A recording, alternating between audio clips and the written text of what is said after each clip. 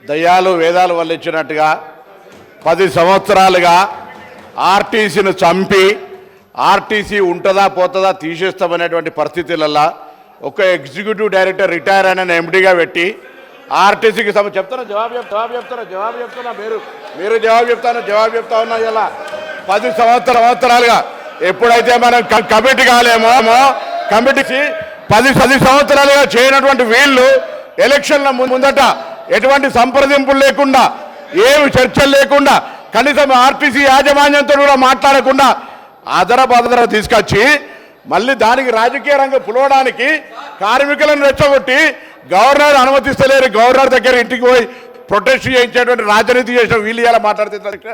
RTC కార్మికులకు సంబంధించి గౌరవ సభ్యులు అడిగినట్టుగా ఆన్సర్ చెప్తున్నా ఒప్పుకోండి.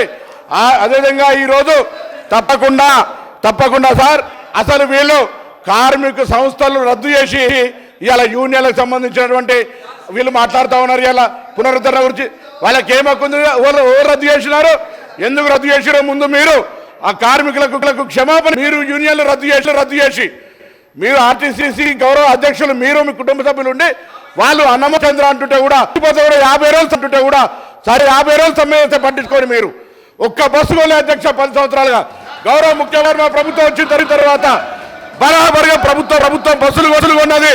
అంతేకాదు 2013 నుంచి పెండింగ్ లో ఉన్నటువంటి 280 కోట్ల బకాయిలను మేము రూపంలో ఉంటే ఇచ్చిన 80 కోట్లు పేమెంట్ అయింది. ఆన్లైన్ లో యాజమాన్యం ఇతర అవసరాల గురించి కలుగుతా ఉంది.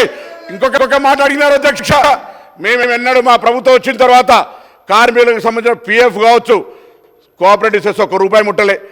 4000 కోట్ల బకాయిలు వాళ్ళ సంస్థ కార్మికుల సొమ్ము వాడుకున్నారు అధ్యక్ష. ఇవాళ ఆర్టీసీ 7,000. ఈరోజు ప్రభుత్వం మహాలక్ష్మి పథకం కింద నెలకు 300 కోట్లు ఇచ్చారు అధ్యక్ష. ఇప్పటికే